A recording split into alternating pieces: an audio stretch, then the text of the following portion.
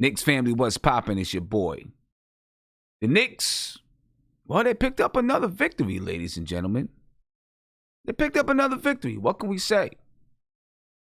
It was the Detroit Pistons. But hey, they picked up a victory. I'll take it. Doesn't matter. I'll take it, ladies and gentlemen. Let's get to the game. Let's break it down a little bit.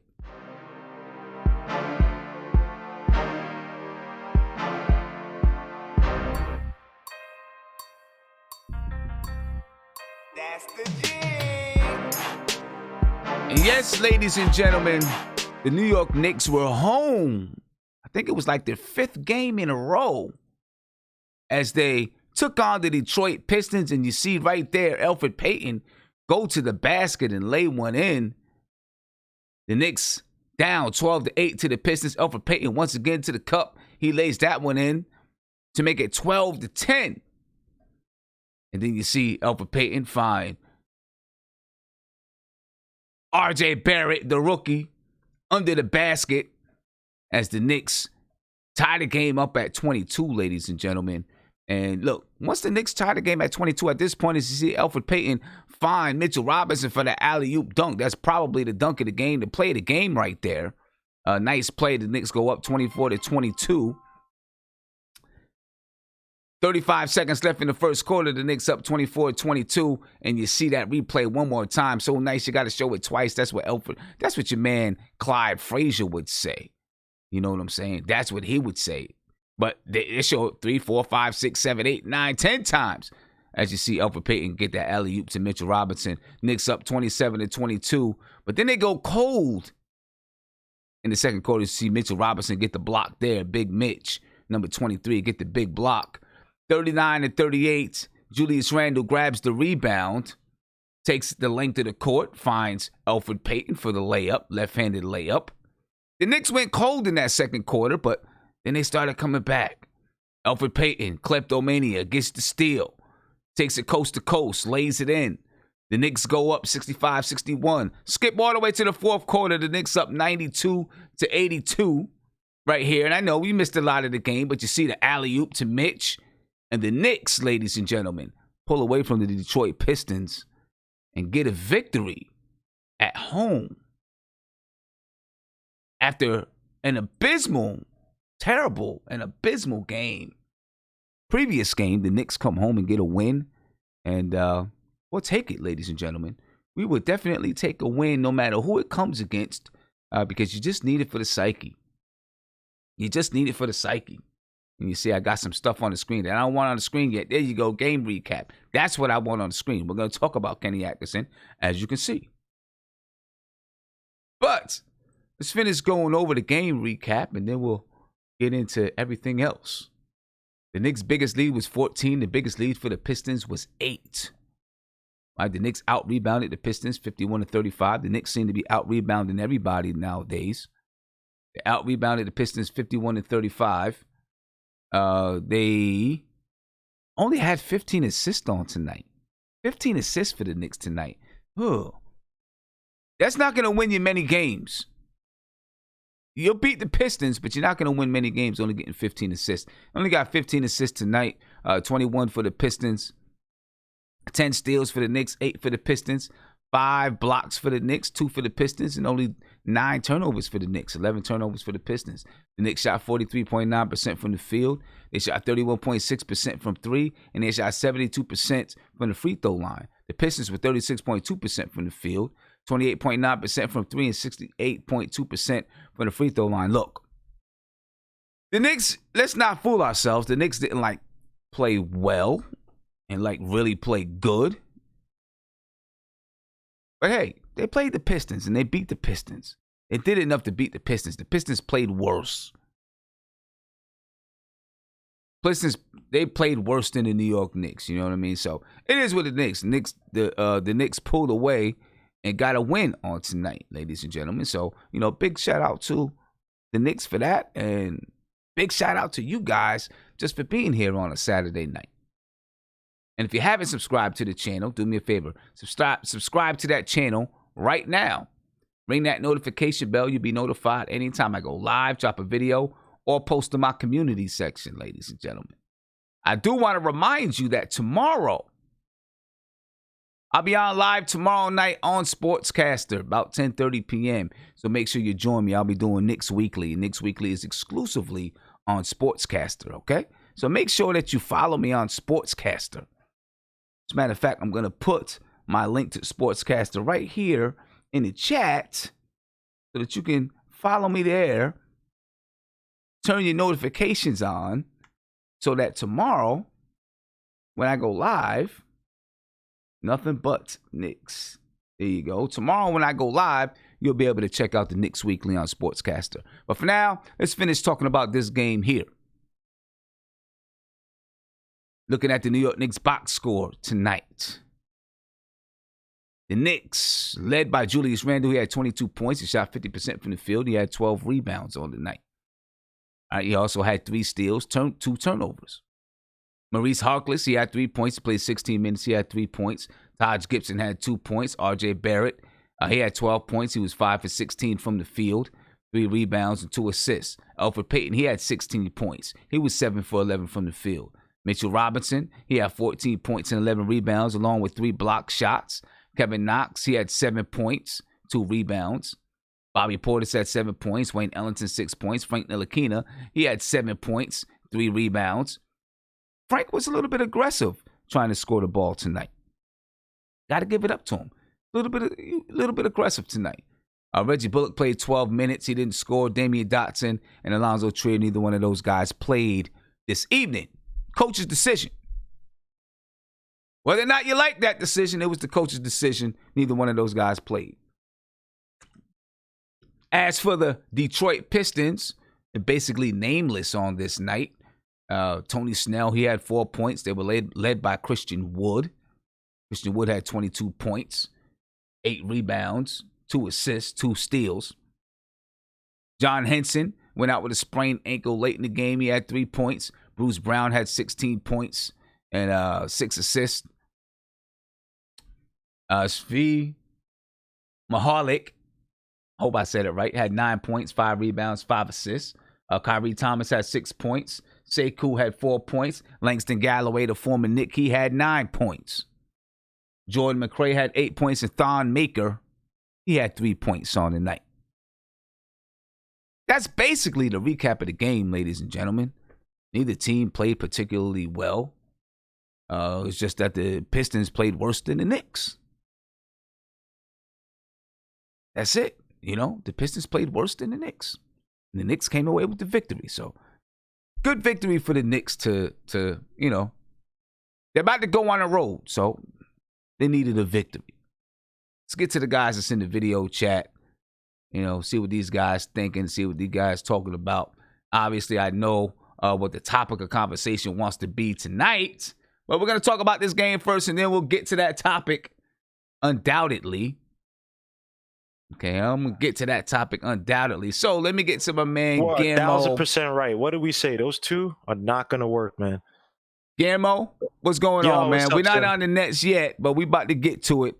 I'm gonna kill the Nets. Let's go, man. But I know you're not get to it. Let's get to this game. We're gonna get to it. Let's talk about the game first. Go ahead, man. Give me your analysis. Basically, man. like you said, man, it was basically 2 terrible teams, and whichever team came out less terrible than the other was gonna win. I mean, basically, you saw glimpses of aggression from certain guys. You know, RJ Barrett had, I think, like 12 tonight. Frank had 7, but you saw flashes from those guys where they were aggressive. So, you know, I mean, look, again, these wins are empty to me. This is all about what are we going to do to develop for next season. One thing I noticed, and that I like a lot, is that my boy Mitch Robinson, he's bulking up. And it doesn't seem like a sloppy bulk up. It looks like his body's starting to fill out a little bit more, especially like the upper half of his body, which is a great thing. You want to be a little bit more powerful. There's been a lot more. It sounds this is probably the smart, dumb comment of the night.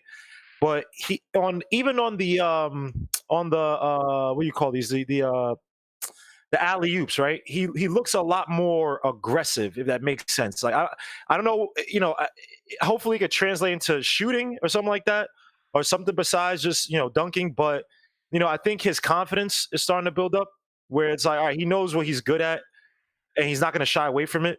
Hopefully he works in the shooting and stuff like that. But on defense, you know, I like what I'm seeing from him. And the fact that his body's starting to fill out maybe some of that nervous, not nervous, but some of that goofy build to his body starts to kink out, and he starts to fill out and play with a little bit more balance. Because again, a lot of times we've seen with the Clippers when he played against Harrell, he got bullied by a guy who was 6'9", right? And Right. sometimes even down low when he's trying to get the ball, it's like his body is like linking logs. Like he just kind of waving about and can't really catch the ball. So hopefully that builds out better for his balance. But all in all, look, this is just a game against a really crappy team. It's not much really.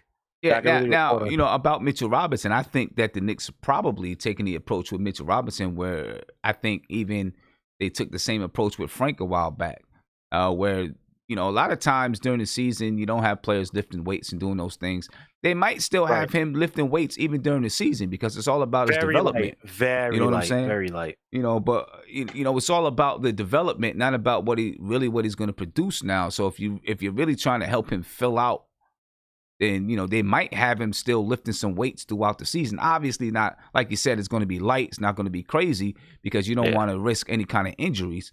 But they may have him still, lifting some weights so that he can grow, at a quicker rate. You know what I'm saying? But there's going to be a point where one day it's just going to be like, like he'll hit a growth spurt, but it won't be up; it'll be out. Right. And the thing about it is that I still want this kid to shoot, and I think that we're doing him somewhat of a disservice by not making him ultra aggressive in some. Because look, you have nothing to lose, so you might as well work on getting that all out now. While the season's basically nothing. There's not honestly, there's really nothing to lose now. I like what I saw from him, RJ. Your boy Knox. Like I said, that Chicago game I thought was a mirage. I think the kid needs G League badly. He needs to get his confidence up. He needs to find out how he can affect the game without scoring. Now, I swear on my life, once he gets that down pack, he's gonna get a lot more confidence. Because again, right now he thinks that like his only value is through scoring. It's like a pretty chick who thinks her only value is through looking pretty. Then she gets in her 30s, 40s, and she realizes, oh crap, guys, don't really want to, go out with me for the long term because she'll know how to cook, she'll know how to have conversation, she'll know all the other little things that make people better. So I mean, not saying women should cook or whatever, you know what I mean? But yeah, be careful. It's women's night. I know. Be careful. It's women's night. Be careful. But I mean, well, put like this: you want all the girls who got men right now, and they're happy and secure, and their man ain't going out there cheating on them. They all could cook for the most part. I've never met a woman where it's like, oh yeah, I got a man, and she can't cook. He must be cheating on that. But anyway, back to Knox. Knox needs to find a way, because it seems like even when he goes for rebounds, when he's going for loose balls, it's almost like the nerves are in him, like the moment is too big for him because all he can think in his head is to shoot. The other night, I want to comment about, I forgot to. Look at his free throw, Sim. I don't know what his percentage was last year, but it's like, even when he shoots the ball on the free throws, like Will Clyde says, it's almost like he's aiming it. Like he doesn't even, it's like not the natural flow we saw, especially late in the season, last season. It's like he doesn't have any confidence whatsoever in his game. And so it's like a what do you call it? A self-fulfilling prophecy, right? It's like in his head, he's like, oh, I'm going to mess up. And then when he gets it, he messes up. And the only thing that's actually saving him, funny enough, is his talent, because there's some threes I saw him take, not tonight per se, but in the other games, I forgot to mention, where I'm looking at it, it's a bad three in terms of the timing, in terms of the space between him and the defender, but it goes in.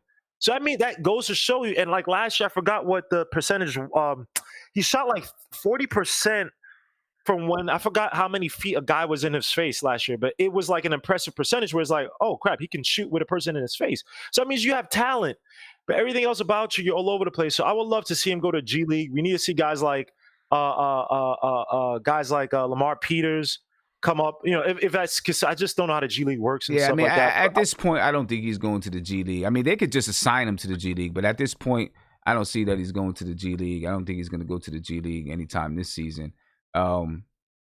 He's basically going to be here. He had 7 points tonight. It was 3 for 6 from the field.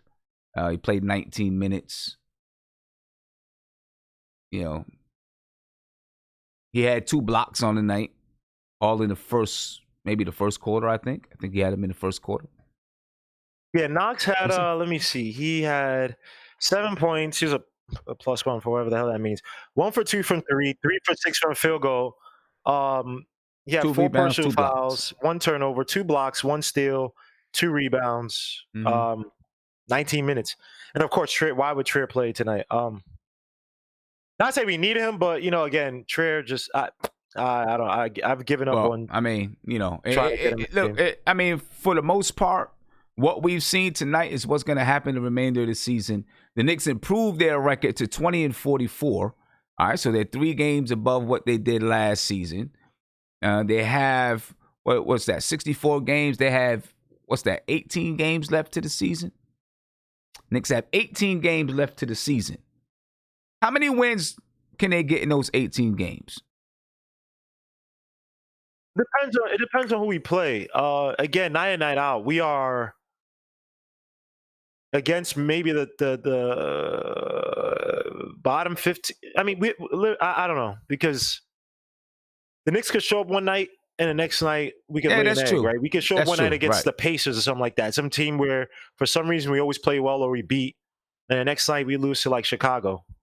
So I don't know what the schedule is. It would be stupid for me to just sit and try to make an assumption. But again, it's based on it's really based on how veterans play, because for some reason, I see that what's her name just wants to play. Not just wants to play, but he's playing heavy on the veterans, right? Dots is not really playing. Trier's not really playing.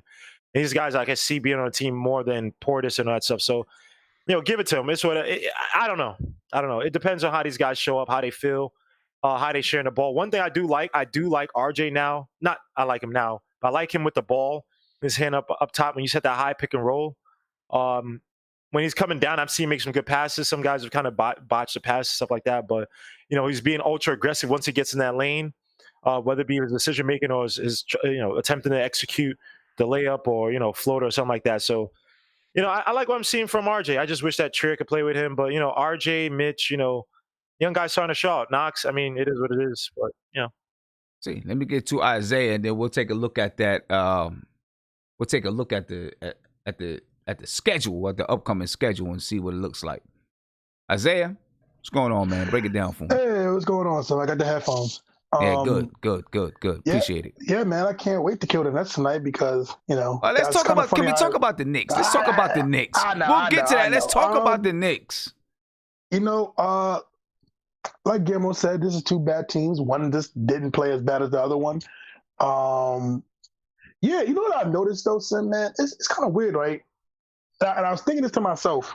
I swear, RJ Barrett, he has the worst situation out of the top 3 rookies, just because of the lack of spacing in when he plays the game, when he's in the game. Like Mike Miller rotation sometimes when it comes to RJ, man, it just be so weird because it's like he has Elfrid Payton, Randall, Taj, and I forgot who else starts. But it's like, man, there's no spacing for the kid. It just gets frustrating watching it sometimes with him because he has no spacing. Well, I mean, we kind of, that's something that we kind of knew from the beginning of the season, that there wasn't going to be, when we started talking about the roster and who was going to be the starters, we kind of knew that there wasn't going to be much spacing out there on the floor. It's one of the reasons why Guillermo and I was saying, Guillermo and I was saying, don't be surprised if Wayne Ellington started, right? Because he could space the floor. And you needed someone to space the floor, or Bobby Portis. It was one of the reasons why I said don't be surprised if Bobby Portis started at center, because he could space the floor. You know what I'm saying? And, everybody was like, oh, my God, no, Mitch has to start. He has to start. He has to be the starter. If he doesn't be the starter, he's not going to develop. Like, okay. But, it was one of the reasons why I thought that, Bobby Portis could start, or Taj Gibson, right? Because of that spacing. And still we have no spacing. Bobby Portis didn't come in and shoot the ball the way that we expected him to shoot. Last year with the Washington Wizards, he shot 39%. I think he's at 35 or 36% this year, so he wasn't shooting the ball that way. Taj Gibson doesn't shoot the ball from 3. I just can't wait to trade Julius Randle to the Charlotte Hornets for like 5 second rounders. I can't wait for that day. Well, then keep waiting because it's not happening. Oh, Sam, don't. I'm telling you, Michael It's Jordan, not. he loves his power forwards. He's gonna get. No, We're what gonna I'm get telling you, five. I'm telling you, it's Sam, probably I not want you gonna. to Sam, Listen, put it's this on the probably not gonna wall. happen. If they're Put gonna this on the trade, wall, Sam. if they're gonna trade Julius Randle, it's not gonna be this year. It'll be the following year. Oh no, I'm saying next year during the trade deadline, we are gonna trade. I'll put it on the wall right now. You know what I'm saying? It won't be this summer. It'll be the for following Julius summer. Randle trade deadline is gonna happen. And trust me, it wouldn't be no 5 second rounders. Don't worry, we. That's just dumb. I'm just joking, but yeah, man. I like the aggressiveness from Frank tonight. I like the aggressiveness from Frank. RJ, liked it. Mitchell Robinson, my son, Guillermo's voice, played great. The young kids played great, man. It's like, again, this is literally a bad game, and this one team played worse. That was it. So, Well, of course. I mean, we knew that. You knew that. So the Knicks have 18 games left, man. They have 18 games left to the season now. And, for the most part, who knows what we're going to get out of the season. The only way that you're going to really get anything out of the season is if, I think Light said it not too long ago. The only way you're going to get anything out of this season is if there's some guys on this team that you really end up keeping to become some long-term players. You know what I'm saying? I mean, we got a better win total than we had last season. And I'm thinking we'll probably end up with maybe 24 wins or something like that. That's 7 wins better than last season. At least I'm hoping we can end up with 24 wins. 7 wins better than last season. So the only way that really means anything is if you keep a core group of players. If you have a core group of players that you say, okay, these would be some guys that we use going forward. Now, if it ends up like last season where a bunch of guys, you signed a bunch of guys and then all those guys, none of those guys come back, and you trade away players, then, the season was just nothing, right? The season was nothing because, one of the things, one of the ideas with this season is that you're trying to find some guys that are going to, stick with the team. You find out what it is you want to do. You know what your philosophy and style of play is. And if you got some guys that fit that and they stay, then, you won 7 more games. Maybe you made some progress. You know what I mean? The thing is, with the change in regime, you don't know, what their idea of play is going to be, the style of play, or what the philosophy is going to be. So you don't know if you made any kind of progress at all, even if you got 7 more wins. You have no idea what you've done this season. But for the sake of these 18 games, and Rob the Knick just joined us, we're going to take a look at the upcoming schedule, the remainder of the 18 games, and, look at it and see if there's any wins there for us. At this point in the season, we've played almost everybody. I guess probably everybody. I don't know if there's a team that we haven't played. All right, so what I'm going to do is Guillermo, I'm going to unmute you. All right, I'm gonna get you unmuted, and I'm gonna get Isaiah unmuted, and we're gonna go through this list of games. Can you hear me? Yeah, I can hear you. Oh yeah, I can hear you. All right, and then I'm gonna get Rob after we go through this list of games. All right, so here's the list of games that we got coming up for the foreseeable future. The remaining 18 games. You got the Washington Wizards, and the Washington Wizards are, they're in the 9th seed right now, fighting for a playoff spot. They're about 5.5 games behind the Orlando Magic. I really don't see the Washington Wizards getting that spot. I think the group that's up in there now, those 8 teams right now, the top 8 teams are Milwaukee, Toronto, Boston, Miami, Indiana, Philadelphia, Brooklyn, and Orlando. I don't see anybody leapfrogging and getting into that final 8. I think that'll be the playoff.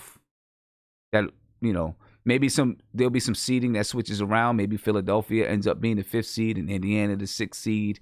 Maybe the Nets end up being the 8th seed and Orlando ends up being the 7th seed, something like that. But for the most part, it's going to be those 8 teams there. I don't see Washington getting in. But anyway, we play the Wizards on Tuesday.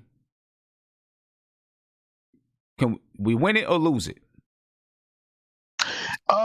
we gonna we win. might lose it. We might lose it with Bradley. Is Bradley Bill playing still? They got that kid Bertans or whatever. Yeah, Bradley Bill's three-point playing. Bertans is playing. Yeah. Bertans, a shooter. Just like we talked about the Pacers playing as well. Not like we're a winning team versus we should be winning automatically against the Wizards, but they play as well too, man. Like they can score the basketball. That's the thing. We can't. They can score. They can really light it up when they want to. You know what? I'm gonna say, because that's a back-to-back. We're gonna lose that game. You said we're gonna lose. Well, that's the front end of a back-to-back. I think the Knicks are gonna surprise us in Atlanta. Okay. All right. So Atlanta. See, think about Atlanta. So wait, hold on. Are we counting from the Wizards or are we counting from Atlanta? We're counting from the Wizards. So we got the Wizards, and then we have Atlanta. Okay, my bad. The Wizards scare me in terms of. I mean, I don't care if we win or lose right now. I just care about development. But in terms of whether we win or not, because they had that kid Bertans, and they played the Knicks well in terms of scoring. And they also had the other dude, the black dude, Sim, who killed us the game that we won, but we almost lost. He was hitting threes. Young dude. Do you remember who I'm talking about? Admiral Schofield? No, it's not Schofield. Damn, I can't remember. But yeah, they got young talent, bro. I just wouldn't put it past them to beat us. And they're still fighting. You said 9th spot, 5 games out. Yeah, they're 5 games out of that 9th spot. They're still fighting for a playoff spot. I mean, I think I think the Wizards are probably gonna beat us. Yeah, because they're not gonna give up. Look, they have nothing to lose, right? And everything to gain. They're not gonna. Right. And especially for the Knicks, these games they're not going to sit there and lose to. Nah, I got practice, so I'm not going to the game. I got practice Tuesday night. First AAU practice, so I'm not going to the game. All right, and then we got the Hawks after that. Remember last time the game went into what? Double overtime? Double overtime? Yeah, the double overtime. And Trae Young dropped 41 on us. So we'll see how that goes. Trae Young is at that point where he's starting to get he's starting to, I won't say superstar talent, but the game is slowed down tremendously for him. Like he scares me. And the thing about it is that we haven't, even in the regular season, we don't play them like when we should be double teaming up top and just harass him, stop him from. I know he can split the defense and stuff like that, but you want to make it as uncomfortable for him. Disallow him from using any of the pick and roll to create any space in the mid range, which he loves using. Yes, can he beat guys a bit? Again, this is a guy who's Trae Young is not superstar level yet, right? And he's not even. I don't even think he's Ja Morant, even though he's not Ja Morant in how they play, right? He's not going to sit there and crazy blazing speed. But he's just quick as hell, and he's smart with the ball when he's playing 1-on-1. So I think we could beat them. I wouldn't put it past them for them to beat us either, but I think we have a better chance against them than we do against the Wizards. Because I mean, their team is what? John Collins, who came back. I won't say he just came back. Vince Carter, who by the way he had a funny thing with Ja Morant. He didn't want him to cross him when he fouled him. But they have those guys. I can't really think of who else is on the Hawks. So I mean, yeah, I can see us winning that game. Hopefully we can win that game. Then we got the Miami Heat, and these 3 games, all of them are away. So we go to Washington, Atlanta, then down to Florida. Then we come back home and play the Charlotte Hornets. All right, so you got the Miami Heat on Friday the 13th. That's probably a loss. So maybe we get a win against the Hawks, probably a loss against Miami. We play the Hornets. We haven't had any luck against the Hornets. We played some close games, but we can't beat them. So maybe we get a win this time at home. All right. I'll give us a win for that one. I'm going to give us a win for that one. We played some tight games. We haven't been able to pull the Hornets. We haven't been able to pull one out. I think we might be motivated to pull one out against the Hornets finally at home. At home? Mm-hmm. Didn't Grimm have a bad game against us that is the second game? Oh, like not bad, but it wasn't as prolific as the first one? I'm not sure. I remember he almost got like hurt and. Yeah, I'm not sure. I'd have to go back and look. I think we'll beat the Hornets though. I think we'll beat the Hornets. And then after the Hornets, we go away. So that's 2. I give us 2 wins. After the Hornets, we go away. We play the Celtics. I think we lose to the Celtics. At home versus the Warriors. I think we lose to the Warriors. The Celtics at clinch home. it. They haven't clinched yet, right? The Celtics they haven't clinched yet, but they're 42 and 21. I mean, what I mean is that like they probably just want to get it out the way as quick as possible, and then rest some of the guys and play them sporadically before the playoffs. Even though they do have a bunch of young dudes, but you know, a team like the Knicks, they're probably just going to come out, mash us, and then get it over done with because you know they don't want to waste time. Again, also smart teams, which I think the Celtics are. They're going to want to get some of their younger guys a lot of playing minutes before the playoffs, right? Get them, you know, situated, ingrained inside the offense. So yeah, they're going to probably just come and whoop us just so they can try to get close to the clinching. Yeah, well, we'll be playing in Boston, so. We're going to get. And then we play Golden State at home, and the 1970 championship celebration. Steph Curry will probably be playing because he came back. Right? I didn't see the game or anything like that or check anything out, but he'll probably be playing. So yeah, we're gonna lose that one. I can see that. Steph Curry we'll probably lose that game. Right? Then we play the Clippers. We're gonna lose that game. Yeah. Then we play the Clippers at home. Then we play Toronto at home. That's 2 losses. Right? Then we play away at New Orleans, March 27th. Probably a loss. Then we go to Chicago. Then we go to Memphis.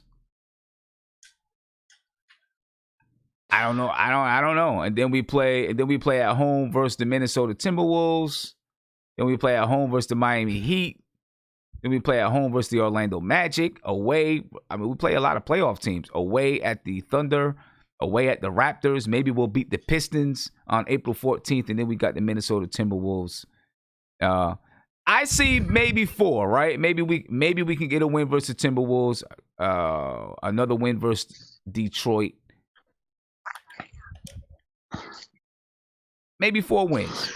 Maybe 4 wins. I'll be honest with you, son. Stretch. I kind of want to beat the Grizzlies just so they can talk about my son RJ a little bit. Yeah, still want to beat the Grizzlies. We'll see. Hey, Sam, I told you before, man. As long as we get to 25 wins, I'm good. I mean, it might be hard. It might be hard to even wins. get to that. Might be hard to even get to that. But I'm not saying I'm not trying to change people's mind. But like, why do we care about the wins? Like, we should care about whether guys. We're not making the playoffs, and there's no succession of coaches within the past 2 years. So you just have a bunch of coaches getting fired. You have a coach who's probably going to get fired again. So it's like, where any of these wins counting towards? You know what I mean? If we don't. Individual development should probably be paramount. I get it. I mean, I understand what you're saying, right? But I'll say this: if you look 4 years from now, and let's say that the Knicks won 17 games. Well, not say that they did. They won 17 games last year, and let's say that they won 24 games this year, and then let's say next year they won 33. And then the season after that, they won 42. People are looking and say, okay, they climbed. As they continue to add talent, their record continued to get better. They grew, they developed, boom, boom, boom. But hear what I said, Sim. You usually get that when you have coaches, the same coach. If you don't have the same coach, you know, that it's hard unless you draft a superlative talent. Because you also have to remember, when those guys move up in wins, right? They're moving up with the same guys. They're with the same guys, same system, right. or the same players to build around. Right, but what if? I mean, obviously we're talking about it now because we had a horrible season and we've had all this drama go on this season, right? But what if? And it's totally possible. You have RJ Barrett, you have Mitchell Robinson, right? Let's say Frank Ntilikina and Kevin Knox stuck around, and maybe Julius Randle or Bobby Portis. Let's just take one of those guys and they stuck around. So then you had 4 or 5 guys. And then you added a draft pick next year, 2 draft picks next year, right? And then, so then you had a nucleus there, or a group there. You had a group there. And then maybe you added the following year you added another draft pick, or you added a player from free agency or whatever happened. And you did keep some guys. I mean, the only way to me that it builds is if they keep some guys. They signed some, like last year, they signed a bunch of guys. None of those guys even came back. The only guys that came back are the guys that they had already drafted: Frank Ntilikina, Kevin Knox, Mitchell Robinson, Alonzo Trier, right? Damian Dotson. Those guys came back. The guys that they signed, all of those guys, none of them even came back, right? So if they end up keeping a guy or two, and they actually become part of what you do, later on in the future, 2-3 years from now, then you can say, okay, well, it was part of the process. Sim, that's a lot of ifs. It's That's a lot of ifs. That's a lot of ifs for a team that doesn't even have their GM and structure in play. They just got their president, and we're talking about if this is for a team that literally but what else are you gonna say? Not build a proper foundation for the past. I don't know how many So you're years. telling me if they end up keeping if you're telling me that it's not possible that one or two guys that they signed doesn't stick around? Anything is possible. But what I'm saying is this. If they keep two guys that they signed this season, that becomes part of the team going forward, which is fully possible, plus RJ Barrett. I agree with you 1,000%. Anything is possible. Added. How probable is it given our team? It doesn't matter if it's possible. It's possible aliens might exst. How probable? But what I'm saying is, but if you add it to the talent pool, you don't think so nobody that they signed this year is going to stay with the team going forward. No, I didn't say no. But see, what you're doing, Sim, is that you're counting one of your contingency or one of your if statements, and then saying, well, we can have a guy who's talented that we signed and he's still here, and then none of the rest of what you said comes true. The fact is that even what you're saying, there's so many ifs. But what I'm saying, but check it. At the beginning of the season, we knew that there were so many ifs. All I'm saying is I'm can't. Ifs and what you talking about. Listen.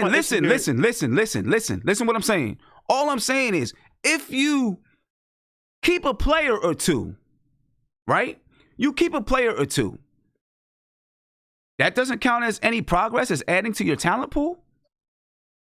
Not necessarily, Sim. If we go into next season and no one wants to come to the Knicks, and those guys are still straggling around and no one signed them, and we're their last resort, that's not progress. That's desperation. Just because you got a new chick, don't mean that was a chick that you wanted. That could have been a chick from the club. Everybody goes home at night. It's 3 a.m. and you're like, let me just. I'll just get the chick. And you go out with her, and that's not the chick you want. So I mean, I kind of disagree. I think if you add it to your talent pool and you legitimately add it to your talent pool, then maybe you made some progress. I mean, I think that means a lot because you're trying to add to your talent pool of players. Your statements are all over the place. If we add to our talent pool, or we keep guys from this year, right? Because no one else wanted them, and no one wanted to come to Knicks. We can't sign a Brandon Ingram. We can't do the Chris Paul trade, and none of these other guys want to come to the Knicks. But see, right? You're assuming. No. You're assuming that. What I'm saying, if you legitimately say this is a guy that I'm keeping, right? I mean, because you're saying ifs, just like I'm saying ifs.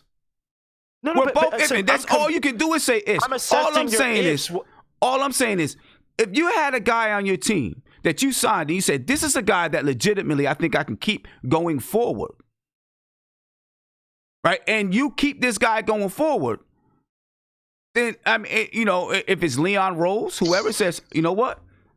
I like Wayne Ellington. Maybe he does. I don't know. Or I like Bobby Portis. I'm going to keep Bobby Portis because I see that I can use Bobby Portis. Then you add it to your talent pool. He may not even, maybe he doesn't sign back. Keep these guys. What if those guys don't pan out to be anything and we made a bad mistake? And what if we don't keep them and they go on someplace else and do well? And you say, wait, Sam, hold up. Wait, Wayne Ellington is going to go some other place and make him a championship team or a playoff contender? What? No. You said I'm saying what ifs. I'm saying you're saying what ifs. What if?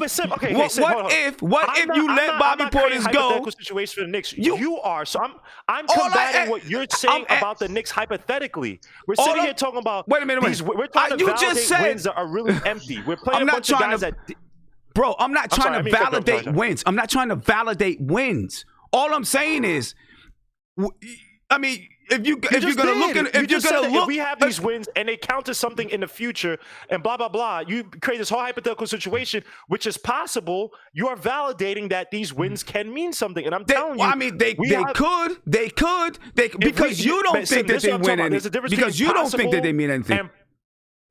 Because you don't think that they mean anything. And probable. Okay, simple like this. For how the Knicks have been going for the past few years, do you think that scenario is probable? How probable do you think it is from 0 to 100%? How probable is your scenario? How probable is it that they take another step next season and add more wins? You said, Sim, why you can't? I'm asking you. No, because let me talk. Okay, what I'm saying is, how probable is it that they keep a couple players, add more players next season, and have a better record? I think it's probable.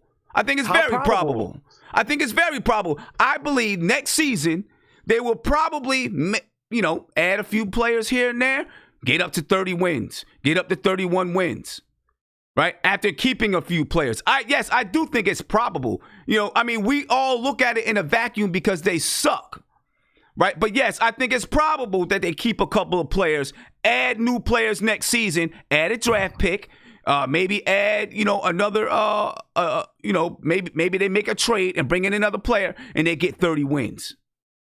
Right? Or 31 wins. And then the season after that, maybe add another draft. Matter of fact, they're going to add 2 draft picks. Maybe add another draft pick. Maybe they got some more of these players and add more wins to it. That is how you build.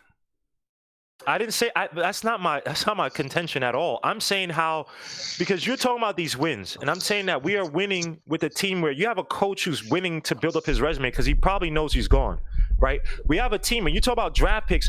We're literally not playing one of our best draft picks in I don't know how many years because of whatever reason. And whenever he's on the court, he produces. Right? So that's, again, we don't have the coach. We have players who are on the team who are talented who aren't getting playing time. We have a team that just hired their president. We will agree to disagree. We will agree to disagree. The scenario that you talked about, when you talk about these wins and that we might look back on and say they were building something, who is they? The only they you can use that's been there this whole time is James Dolan. And honestly, I don't think James Dolan knows what the hell he's doing. We will agree to disagree on this. It's very improbable that I'm gonna look back at these wins and say, oh, that was probably not. Is it probable? Yeah, there's a percentage of it, but I'm on the lesser than 50% because I need to see what Leon Rose can do. This is a guy who's been an agent. He's never led a team. He's never hired GMs or whatever, blah, blah, for a team.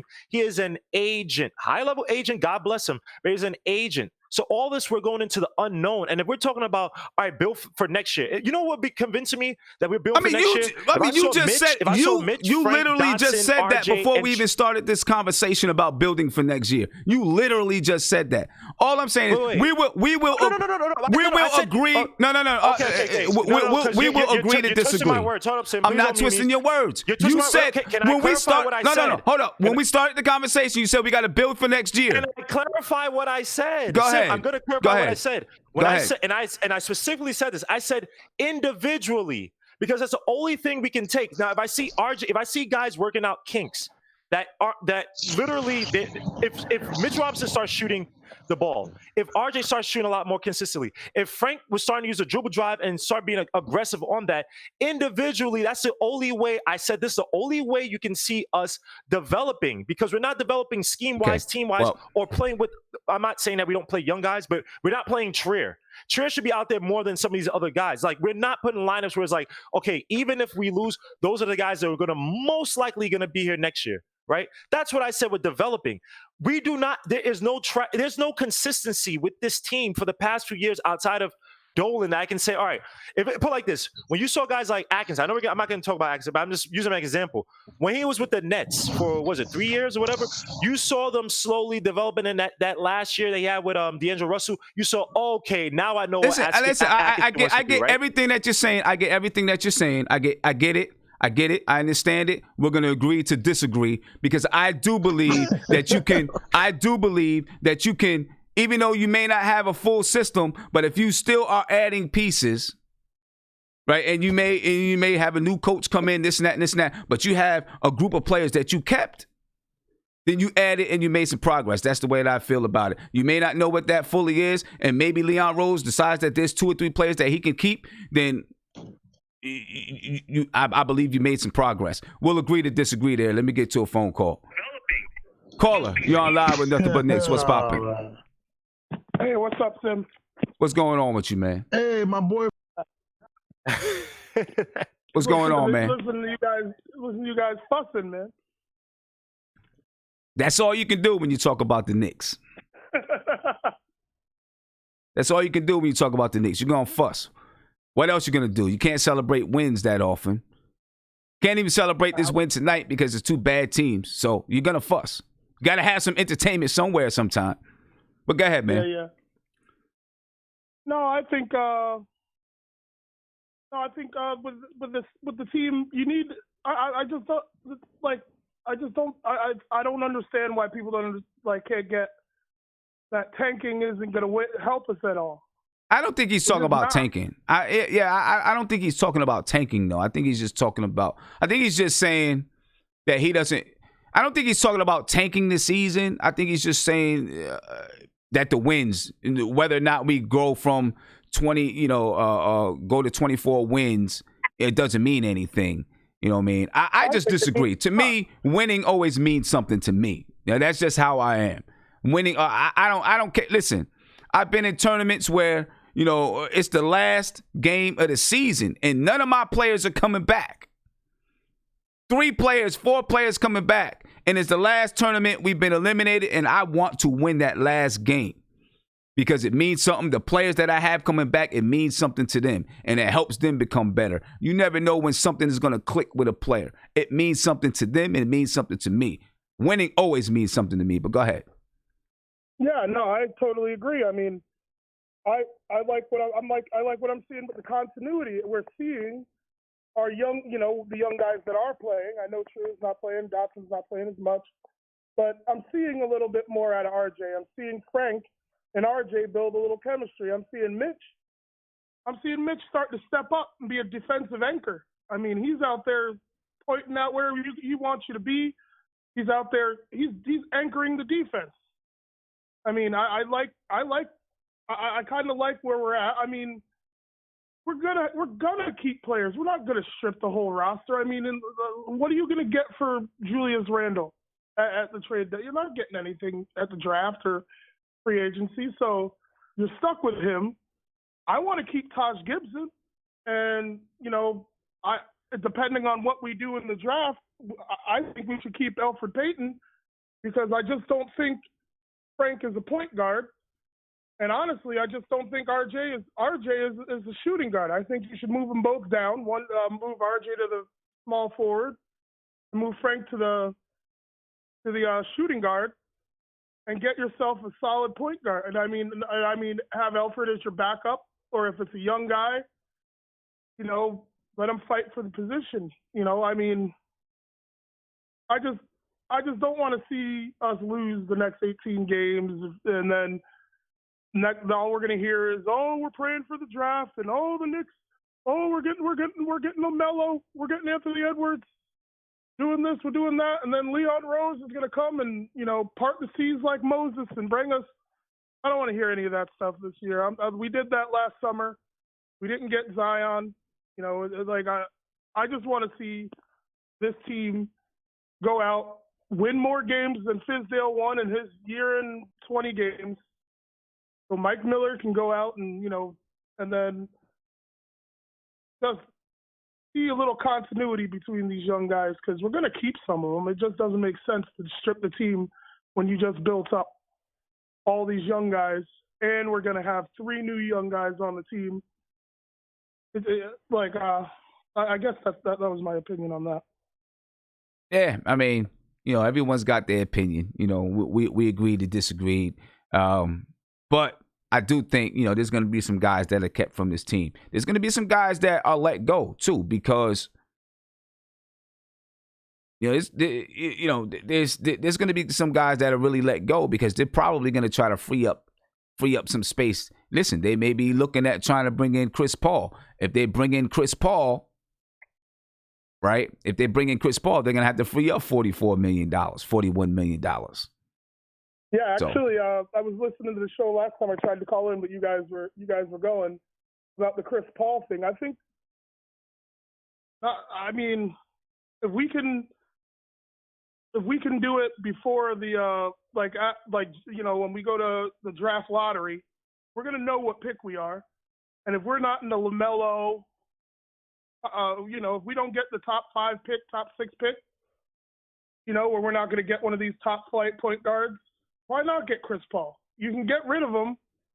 You can. That's why you have all these guys we just signed to these 1-and-1s, because we can get rid of them on draft night. You can go and get maybe because they're gonna want, because OKC is gonna want to get him off those books because they're over the cap. They're not gonna want to pay that luxury. So why not just bring him in 2 years? You help him with Frank. You're gonna keep Frank. So you let him show Frank how to lead. Show whoever we draft how to lead. Let those kids see a leader, and then we'll, a couple of years he rides off in the sunset. Player coach, he might, maybe bring him in the coaching aspects in the Knicks. Leon Rose knows him. I mean, it seems like a win-win. I don't know what we're gonna do better. I don't know. We'll see, man. Hey, I appreciate your call, bro. I appreciate your call. Thank you very much, guys. Have a good one, man. Have a good one. Caller, you're on live with Nothing But Knicks. What's popping? Hello? Hello? Hey, what's going on, man? Hello? How you feeling, bro? A lot of noise in the background. It's hard to hear you. A lot of stuff going on in the background. Yeah, I'm sorry about that, Sim. Yo, what's going on with you, man? Chat, Slim. I'm Sim. I'm calling in because, I've been, I listen. Sometimes I call in. But everybody gets down on Knox. My thing with that is everybody was willing to give Frank the time that he needed to come into the play that he needed to come into. Why are you not willing to give Knox that same energy? Why are you not willing to give Knox that same time? This is the second year. You know what I'm saying? What people don't seem to realize, Tim, is that when you start at one point and then they make you come back as a young player, that makes you lose that confidence that you need to keep striving. Nah, I feel you. I mean, one, I think people weren't really that patient with Frank Ntilikina. I think people, just like Kevin Knox, people first year, before he even touched the garden floor, people were calling, Frank is a bust. He's slow. He this, he that. Before he even touched the floor, people just now this year, and there's still a lot of people that want, think that they should trade Frank. But this, I agree with you. I think, we got to be patient. I think that, I do think that he could, playing in the G League, could help him out. I don't think that, to me, that doesn't mean that you're getting rid of him. It just means, that's part of his development process. You know what I mean? Yeah. Just like they sent Iggy down there, and Iggy killing the D League. They just need to send Kevin down there to get some. Back then I thought they should have sent Frank down to the D League to get some confidence. Nothing is wrong with going to the D League getting some confidence. You looking all over. You looking at so many teams this year got D League players that is playing very well. Miami, for instance, they got a bunch of D League players there that's doing real good. Yeah. We just need to develop our young players. That's all. Get them their confidence back up. Once their confidence get back up, when they come back next year, they be playing better. Nah, I feel you. I think like with Frank Ntilikina, I never really wanted him to go to the G League because I always felt like he could defend in the NBA. To me, that's always the comment. That's the bottom line. If you can defend your position, then you can stay and play. You know what I mean? The offensive side can come. To me, it all comes down to, can you defend your position? Knox has a hard time defending his position, and defensively he loses. He's working, he's trying to, and he's working towards it. He's getting better. You know what I mean? Yeah. He's getting a little better defensively. He still has some defensive lapses where he'll let somebody cut back door, this and that. But he's doing better playing 1-on-1, defending 1-on-1. he's got to work on those rotations. He's got to work on, keeping your eye on your man and the ball at the same time, like some of those type of things. You know what I mean? So that's my thing with why, because someone asked me before, well, how come with Frank Ntilikina, you didn't want him to go to the G League, but you want Knox to go to the G League? Well, with Frank, he could defend his position, and I think that's everything right there. You know what I'm saying? He can defend his position. You're right about that. He is a good defender at his position. But if they need to send Knox down there so you can learn better defense and get that confidence back up, then I'm for it. I'm not ready to give up on a second year player. And I don't think that we as we true fans of New York, we should be willing to give him the time. Like you said in chat before, it takes people 4 to 5 years in order to find out who they are. You know what I'm saying? Not everybody can come to the league and just become that star overnight. Some people it takes a little bit longer. Nah, you're right about that. You're right. We'll see what's gonna happen with him, man. Hopefully he can have a good summer. And I don't know if he's gonna play summer league or not. But he's got to play some kind of ball this summer. So we'll see what's up. Hey, I appreciate the call, bro. Thank you, Sim. All right, man. Peace to the chat. Peace. All right, ladies and gentlemen. So now let's get to the get down. All right, Kenny Atkinson was fired.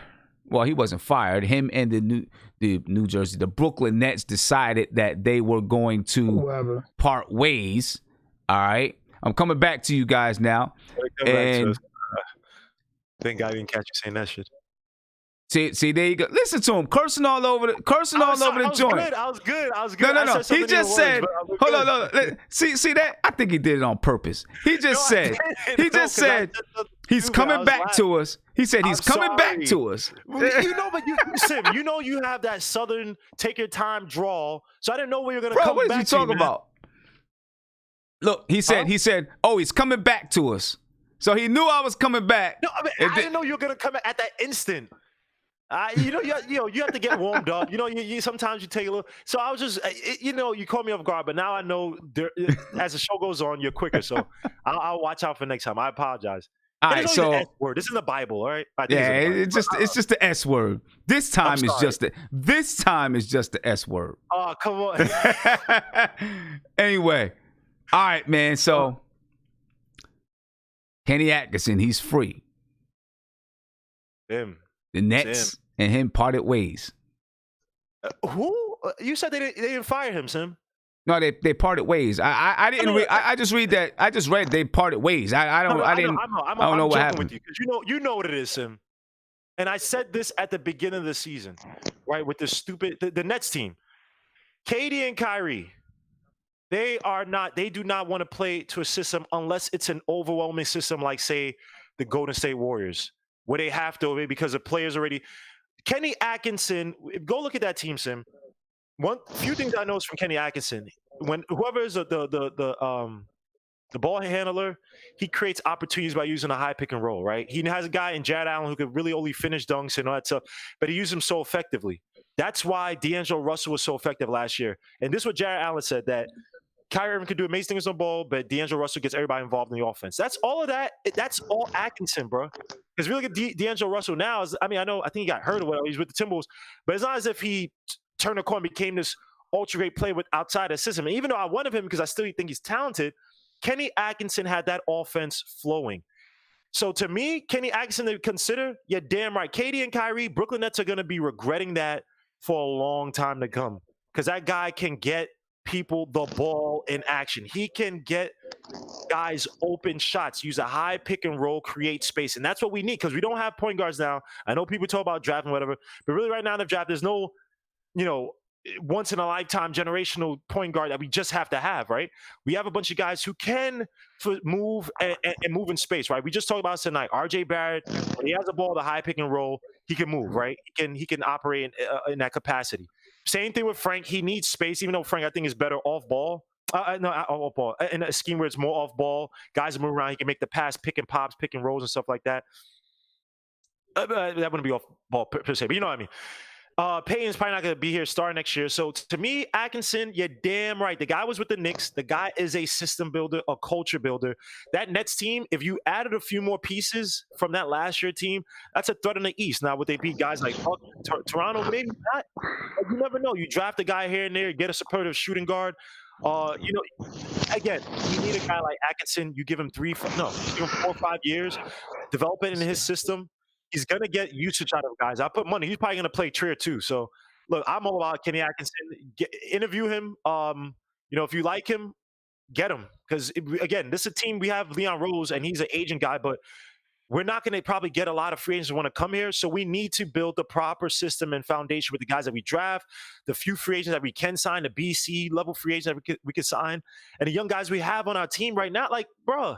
Yes, Kenny Atkinson, you're damn right. And let me tell you what I like about Kenny Atkinson. I like, and obviously this is just from what I read, but the fact that like the entire system, it's like a college system. The discipline that goes into the entire system. I was reading some article and it just talked about everything that he did and everything. All of the attention to detail and the schedules that they set up for each player. And the developmental regimens that they sent them home with during the summer, and all of these things, you know what I'm saying, is exactly what you need. Exactly what you need.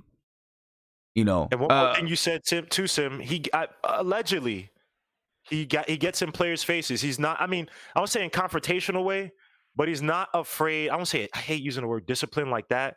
But he's not afraid to be that type of coach. Like you said, a college coach who doesn't mind getting in players' faces, and not in a bad way, because I never see him really doing the court. But it seems like he demands a lot out of you. And this is why it leads me to say KD, Kyrie, because guys like Dinwiddie, D'Angelo Russell wanted to stay in Brooklyn. And D'Angelo Russell's a guy, people look at him, he's under discipline and all that stuff. Well, he got a so-called disciplinary coach, and he wanted to stay in Brooklyn. That says a lot. Dinwiddie, I'm pretty sure, will probably credit what's the name for his development, because let's be honest, Dinwiddie wasn't like this guy. I don't think he was drafted, if I can remember, right? He came from Oregon or whatever. This guy wasn't high on the radar, you know what I mean? And he got this guy Dinwiddie to I think he's one of the best players off the pick and roll, one of the best shooters or something like that. He had some ridiculously good stat, at least when we last played him. So again, the guy can take, and again, for a team where people might look at it and say, there's not a lot of talent, a lot of young guys. You know what I mean? We talk about Knox and all this stuff, right? Imagine him getting the best out of Knox. Imagine him if God willing, that Trier stays here and he gets something out of Trier, or get a lot out of Trier, and Trier looks like a world beater. You know what I mean? Imagine, RJ Barrett finally develops that shot, can shoot off the dribble, can shoot open threes. Because again, in his system, look at guys like Harris. Look at guys like Garrett Temple. You know what I mean? The guy can coach. He can coach. When we talk about schemes and stuff and making the offense a lot easier for certain players, he does that. So I'm all for it, man. And if you could if you're getting guys like Randall's face and getting the most out of him, Randall's going to be here next year, and get him to play defense and want to play in the system, you're damn right. We need that. We need a guy who get the most out of what we have now. So I'm all for it. And check this. Like, and I know this isn't about, we're not here to talk about the Nets, but wasn't the whole reason that KD went to Brooklyn is because of Kenny Atkinson? Wasn't that what was said? That's what was said. That's what was said, right? No, he said, I'm not disagreeing. That's what he said. Right, yeah.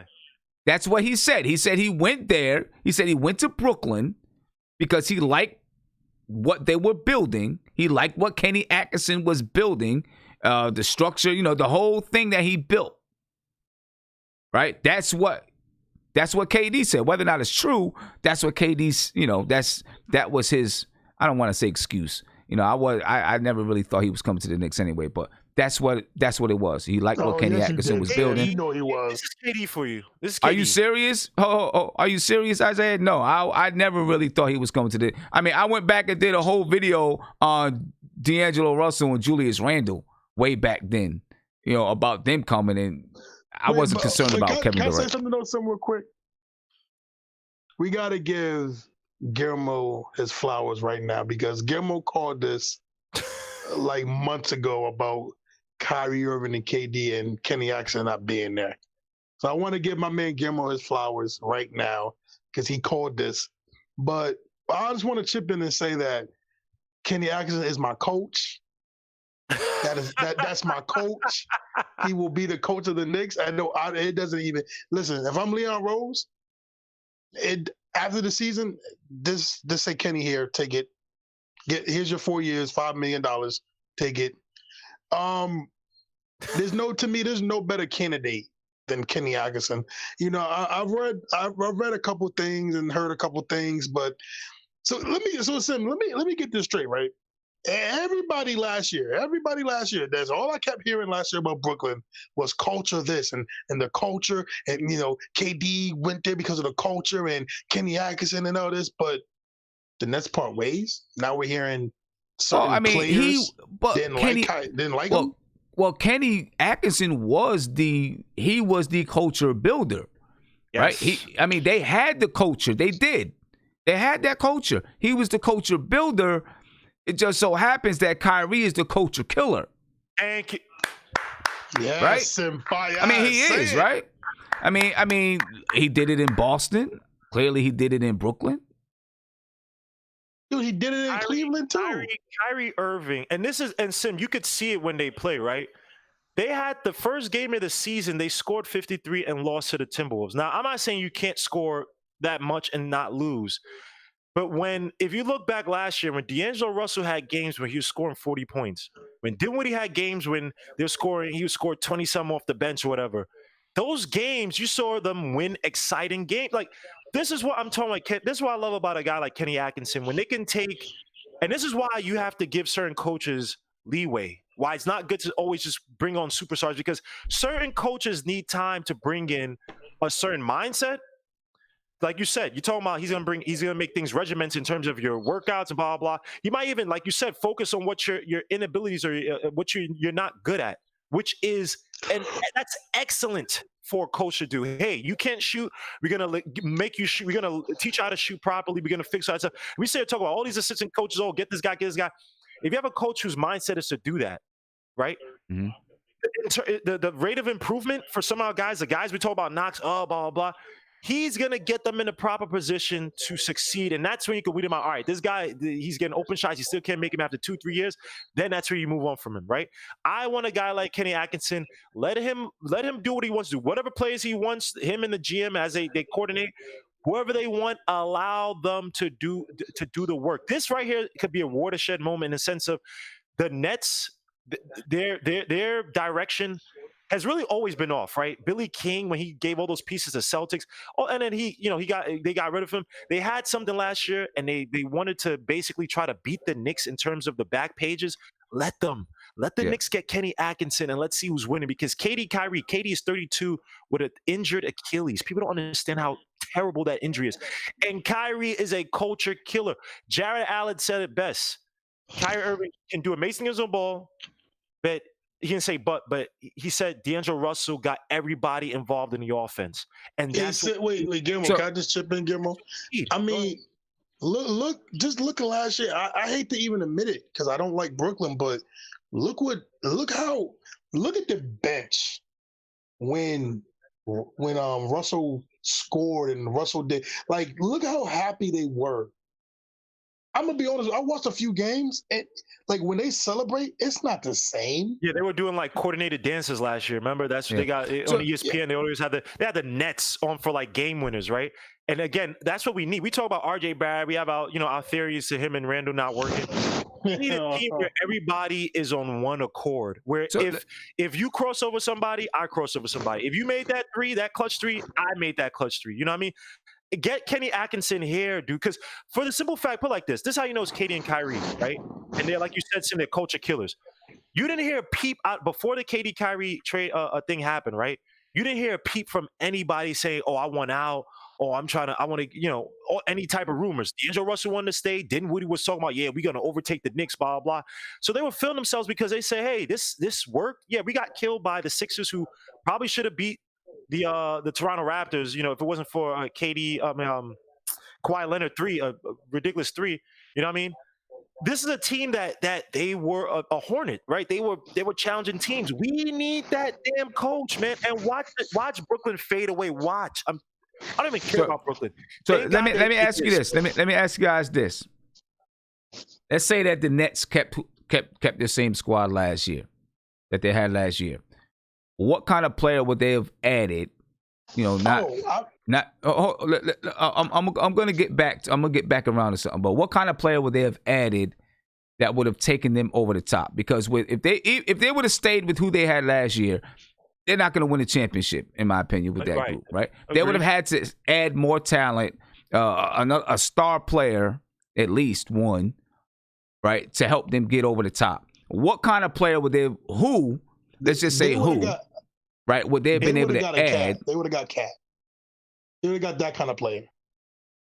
Because you got to add someone who's going to be able to fall in line. See, they added two players that their profile was already too high to fall in line with a coach that hadn't won a championship, right? They both won championships. So they're going to think that their way is the right way. That's just what it is. So they're going to think they're right. They're going to think their way is the right way.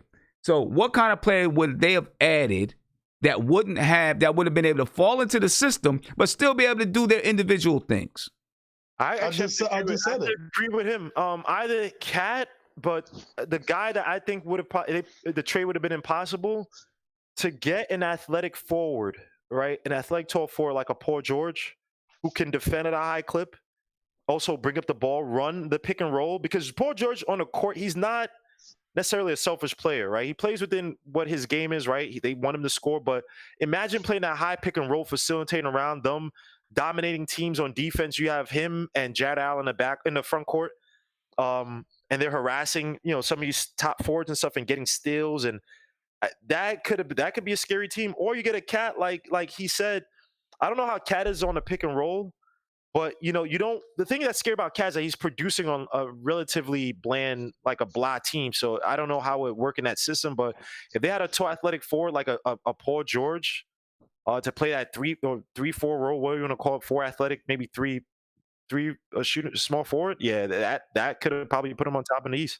Okay, all right. So if the Knicks do get Kenny Atkinson, and he starts to, listen, you got some guys here, and then they bring in a draft pick, and he starts to turn it around. You got to be careful about any free agents that you start to bring. You don't just go out and grab a free agent just because they're a free agent. You got to make sure that this guy has the right mindset to want to play in the system, but also be able to get their individual numbers at the same time. Hey, Sim, can I say something? You know what I'm saying? So they just, the Knicks will just have to be careful that they don't just grab anybody like the Nets just try to go for, that they don't grab anybody and they can play with someone who they can bring in a player. I mean, like the Paul Georges, you said, Kawhi Leonards, those type of guys, they fit perfect in doing that, right? Because they know how to get theirs within the system.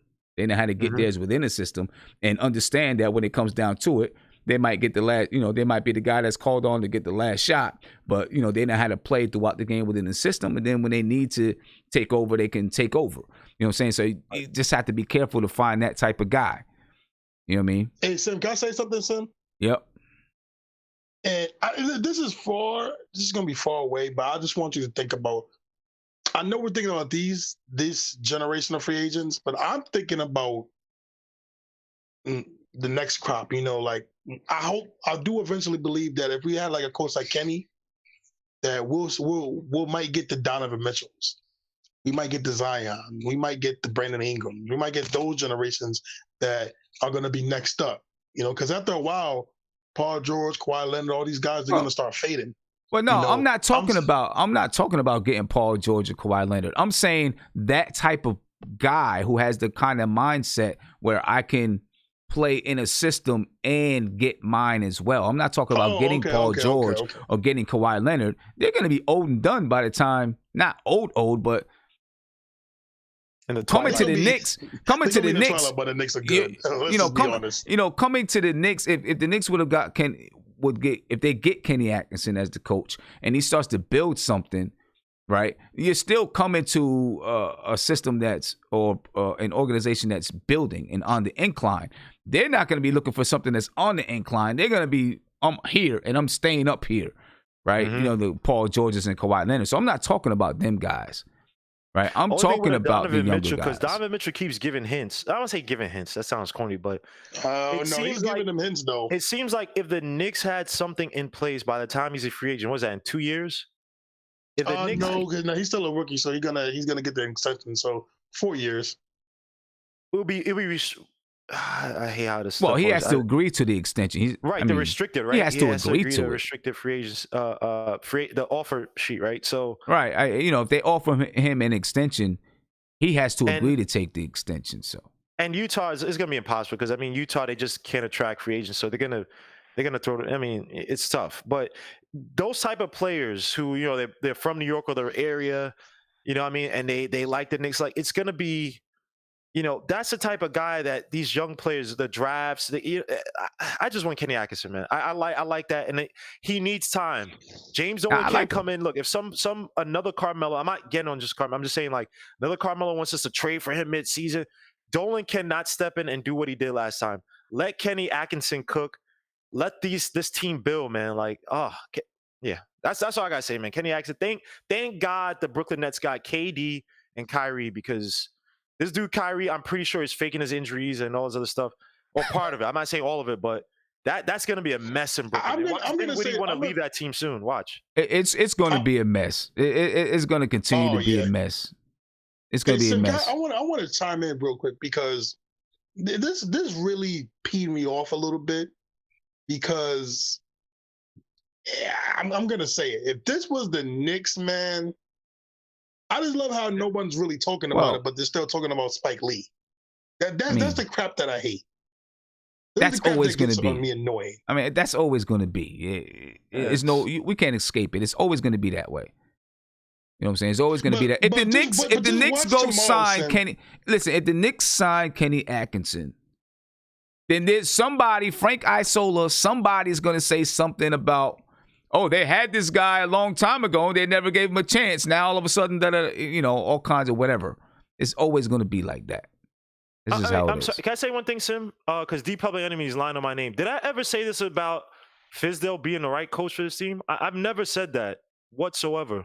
Even when we first got him, I was unsure about him. So please don't lie on my name. Now, if Atkinson sucks and we get him and he sucks, I'll own up to it. But I wasn't high on Fizdale like that. Like I said, okay, Fizdale might, because of what he did with the Grizzlies, maybe they misunderstood him, but I never said I was so high on him like that. Please don't say my name.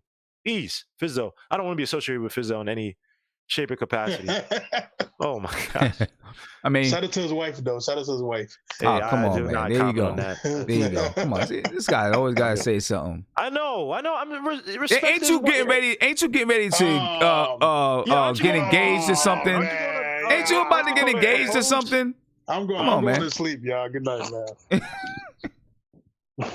This dude. Shout out to his wife. I'm gonna tell your wife. You better not be talking about no one else. Hey. Okay. All right. Okay. All right, man. Just show us the ring, man. Yeah, I know, man. I don't got the ring yet, man. You got crazy, man. Is it a ring or is it a lifesaver? Like, what are you doing? Wow, lifesaver, a mint. All right, so I'm just saying, like how much, I hope you saved up some money so you can get it. Like, don't put it on layaway and don't make payments on it. Just save up the money and buy a ring. Don't, right? Man, you know what I'm saying?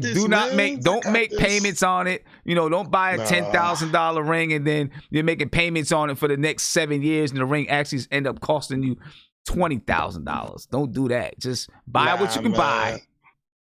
Buy what you can afford to buy. Should be happy. I hope she'll be happy. Nah, she's not a material.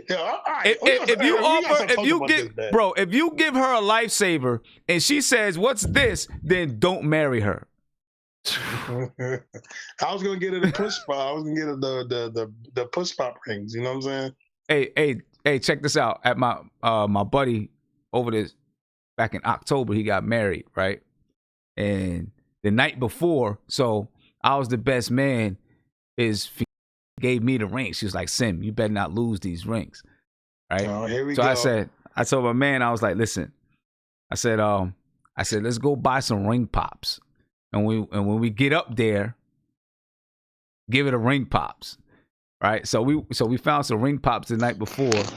And on the day of her wedding, their wedding, when they were going through the ceremony, and they asked me for the ring, I gave the ring pops to, the guy who was doing the wedding, the pastor, right, to the pastor's wife.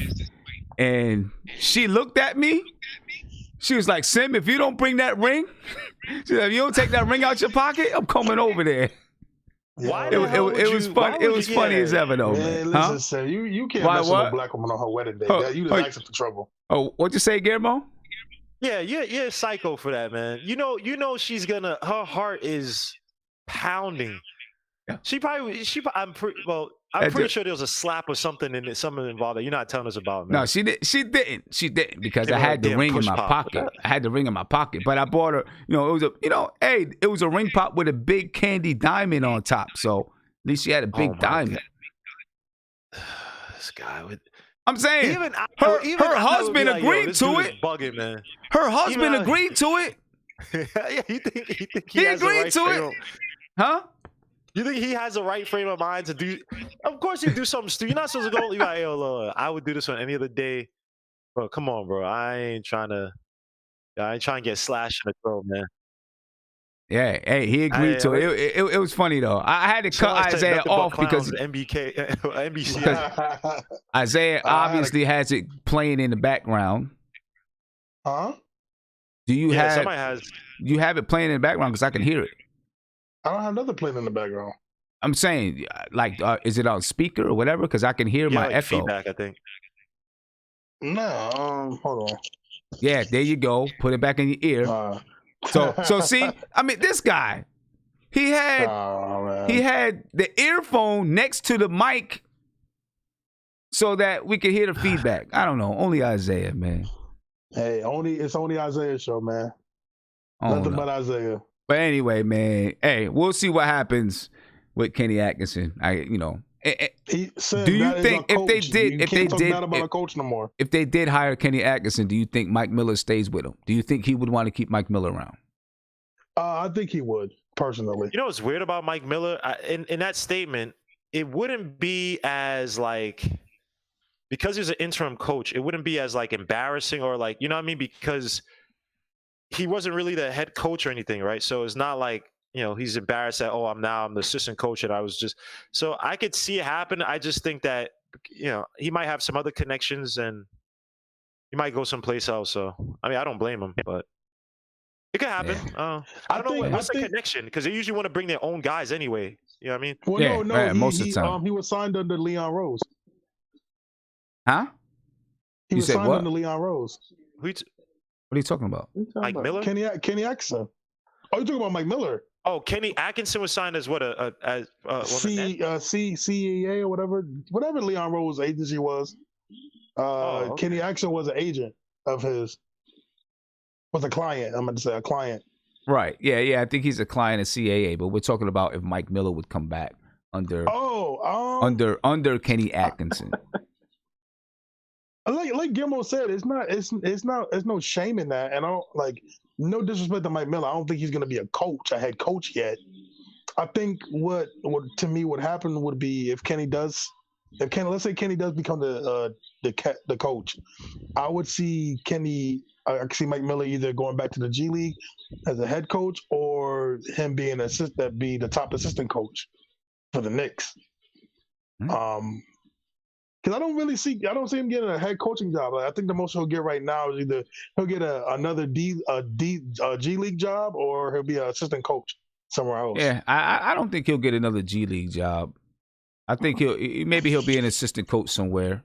He may not be fully ready. I mean, it's hard to say if he's fully ready to take over the reins as an NBA coach or not because he didn't have a training camp. After this season, though, a team is going to look and say, yeah, we can bring him in as an assistant and see what he can do. I don't think a team's going to look at him right now and then give him a head coaching job. I don't think. And it's not all his fault. It's just it's in such a crazy situation.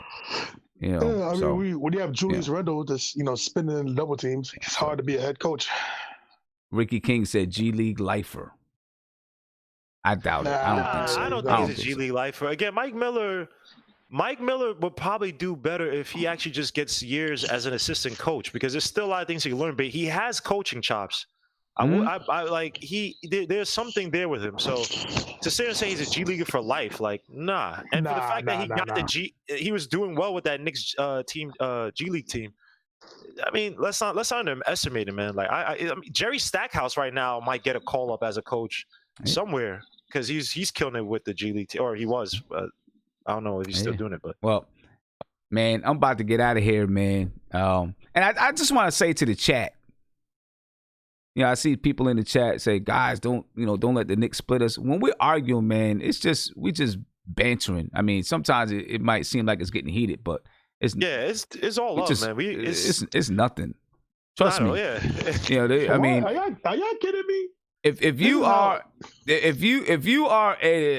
you follow sports, then you've been in an argument with your friend before. I mean, if you haven't, then I guess you're not a true fan. Playing ball with my cousin, we literally curse each other out to the point it's like, yo, are these guys actually related? Right. And it's all love after. Like, we don't even think about what happened, like who said what, like the names we call each other. It's like, dude, yo, chill out. You must be a millennial, man, because I never had a friend that I didn't argue with. I don't trust you. I don't trust you if I can't argue with you. Exactly. If I can't have self-deprecating, if I can't insult you, for fun, and you can't assault me back, and you're like, dude, that's too sensitive. Come on, man. I'm like, yo. Like, what are we? Even my mom would. Even my mom has She, man. Oh, my mom's one of the worst people. She'd be like, yo, is that your friend? Yo, tell him get him the F out of it. She wouldn't say F out of it, but she's like, yo, come on, get him. Yeah, I hear you. At the end of the day, listen, me, Sim, Guillermo, we all cool, man. We get into it, even though Sim is a bastard when he makes fun of me. I got love. You make it easy, Isaiah. You make it easy. You make it really, really easy. I mean, hey, listen, man. You make it really easy. The worst is when Sim mutes Isaiah mid-sentence. Yeah, that just be getting me tight. I'm not gonna lie to you, Sim. You be getting me tight. I be wanting to cuss you out. Sometimes Isaiah just be like, "Yo, yeah, man, the Knicks is a bad loss tonight. The win was like, what? You don't like the win? No, you know what? I'm gonna mute this dude right now, man. I gotta mute Isaiah. Yo, Guillermo, it'd be like this, right? I'd be like, yo, the Knicks play kind of good today. Nah. Yo, what are you talking about, Isaiah? I know you're gonna blame it on Randall. All you want to do is blame it on Randall. Well, Randall did shoot, 0 for 30 tonight. I mean, it wasn't really good, Sim. Yo, you know what? I'm tired of this. You're muted. Call her. Who's calling? Oh, then it's the dude from Breaking Bad. Yo, it's Tony Kroos, man. Black is time. Yeah, man, black is time, man. What you talking about? Yo, Tony Kroos, my man. I'm joking with you, man. Yeah, I ain't seen Tony. I gotta talk to Tony, man. Shout out to Mama Crow. Khalid Pasha. Hopefully, I said your name right. I didn't butcher. He said I'm a low key bully. Not a bully, man. Nah, I don't think I'm a bully. Low key bully, man. Not a bully. You also know that Sim likes it's good to have these type of debates, man. We all think that you have one perspective on the Knicks is going to be boring as hell. Exactly. If we just all got up here and agreed about everything, it would be boring. You're talking about terrible. That fake? What's that show LeBron got? The barbershop. The barbershop joint. When everybody agrees on the same subject. Yeah. What barbershop have you ever been into where they had a discussion? Everybody agrees on everything. Yeah, right. That's crazy. Who drinks wine at a barbershop? Anyway, yo, what's the name said that joke too? What's the name from Undisputed? Rob Lowe or something? Rob Parker? He's like, yeah, Rob Parker's like, yo, I ain't never been to no barbershop that you drink wine and y'all all agree on the same thing. Right. I don't know right. But dude, I'm barbers who literally start stuff on purpose. Like, oh, my bad. Yeah. No. Yeah, exactly. Start stuff on purpose. But can we let Nate go before we go? Yeah, Nate, go ahead, Nate. I know, Nate. Go ahead. I mean, you were unmuted, Nate. You were unmuted. You could have jumped in there. They're at somebody else's house. I'm in my own house. Thank you. Nate's like, yeah. What's I'm sorry. Go ahead, Nate. My bad. No, hey, Sim. I was just curious. On the last show, you had said something about a three-headed monster. What was it? Who was it? It was a joke, man. It was a joke. I was talking about Chris Paul, Carmelo, and Amari Stoudemire. Oh, Lord. I thought you were serious, man. I was trying to look back and I was like, I don't know. Because you know, Sim got happy when Carmelo Anthony's name come up with the Leon Rose card. Oh, man. No. No. Melo's coming back. Carmelo. Wait, Sim, you never said would you want Carmelo Anthony back? Be honest. Not on this team, I wouldn't. All right. Only way I would want Melo back is if we had a really good team. You know what I'm saying? Let him do, that's the only way. All right, you know, say Melo not on signs, this team. I don't know what he signed with the Blazers. I don't know what the deal was. Right. Say this team next year we make a huge leap, and this team is like they won 36 games or something, right? And Knox is starting to develop. All these other guys starting to develop. Would you still want Melo back? 36 games? 36 games, and it's like, yo, they had a few games where if it went a certain way, that's easy 42 wins, and they're in the playoffs. Nah, I think Melo ain't coming back. for me, if I wanted Melo back, we'd have to have a team where we were like, we were winning 52, 56 games, and he, come off the bench for 15 minutes and give you a couple buckets and sit back down. But see, Sim, the only way I'll bring Melo back is that you gotta have a clear-cut young superstar that's like he's one of the men. Like it's no way this guy has to be so good that Melo can't be like I'm better than him, so I gotta be the leader of the team. I agree with you because that's the thing. You put Melo on this team right here, right? He'd be like, come on, man. Like nobody on this team can score as good as me. Back. Still, let's just let it. Oh no, thank you. I agree, Nate. I don't want him back. But we know. why would he even want to come back? I would. Hey, don't just say that, Nate. Don't just say that, Nate. Listen, Melo was a CAA. He was with CAA. He was with Leon Rose for a long time. I'm just saying. I never said he was coming back. I'm just reading what people said because Leon Rose, living the dream world. accordingly, has. Leon Rose has interest in bringing him back, I guess, so. Well, at least that's what the rumors say, that Leon Rose has interest in bringing Melo back. There's so many rumors about the Knicks, just can't even. But anyway, man, I'm about to get up out of here. I do want to give a shout out. I didn't get a chance to. I want to give a shout out to Jason Young. He said, why wasn't RJ playing in the fourth quarter? Hey, man, we don't know, man. I don't know. I don't know. I guess you got to find out from Mike Miller. Maybe he felt like they needed to go in a different direction. Yeah, is that RJ's burner account? That's RJ's burner account. He can come on the Knicks channel, man. It'd probably be some of those guys, sitting in the background, watching everybody talk. I can see one or two people somewhere connected with the Knicks. Oh yeah, definitely. I can tell you I what. just want you to know that, Sam. Steve Stoute is probably somewhere around there. I can see Steve Stoute doing something. And he probably put because he's dumb. He probably put his username as Stout Steve or some stupid. Like, oh, it's not him. Oh yeah, who's this? I could tell you this. I blew any chances of Jada Kiss coming on the show. Really? Oh yeah. Yeah. I can tell you that. I didn't blew any chance because that album was Jada Kiss. Hold on. Let me say this. We love you, Jada. You gave us 20 years in the game. But I'm sorry, man. That wasn't it, buddy. Not this time. Get him next time. Yeah, that was a rough album, Jada. That was a rough album, Jada. But he's a Knicks fan. He definitely ain't coming on this show. I can guarantee you that. Not after that review. Like, you saw that Nick commercial or something. You're like, damn, man, that could have been him, you and MBK. But not after that review. Oh, he ain't coming on this show. Hey, I want to say though, me do go hard though. I give you that, Jadakiss. Me do go hard, man. Yeah. Well, anyway, man, I'm about to get out of here, man. I'm about to get out of here. If you guys want to check out that review on the front stoop that we did, I'm putting the link in the chat right now. You guys can check it out. The Public Enemy said with dislikes on that video is just Jadakiss. Yeah, it probably is. Probably Jadakiss and the whole D block. They probably like, I'm gonna get this out of here. Anyway, I'm out of here, man. I'll catch you guys. I'll be doing Knicks Weekly tomorrow night, 10:30. I'm gonna do Knicks Weekly. Talk about all this stuff. All right, man. Catch y'all later. Ladies and gentlemen, I appreciate you guys for being here with me, despite the argument. But that's what it's all about. That's why, that's what MBK is. We're gonna argue, we're gonna fight. Probably no other show argues and fights as much as we do. C Max said we're nothing but Jadakiss haters. Nah, bro. The album was not what it was supposed to be. You know what I'm saying? The album was not what it was supposed to be. Could have been better than that. Way better than that. Anyway, got a 6.5. Make sure you check it out. All right. Got all about last words. But anyway, I'm out of here. That's my last word for the night, ladies and gentlemen. I'll catch you guys tomorrow night. Make sure you check me out on Sportscaster. All right.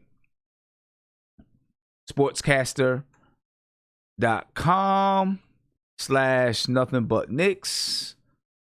As I will be doing Knicks Weekly tomorrow night at 10:30 p.m. on Sportscaster, exclusively on Sportscaster. So if you're not following me on Sportscaster, make sure you follow me on Sportscaster right now. I just put the link in the chat. All right, make sure you follow me on Sportscaster right now. And check me out tomorrow. I'm out of here, ladies and gentlemen. All right, I will catch you guys tomorrow night. Enjoy yourself. Have a great start to your week, man. Be peaceful and all that. I'm out.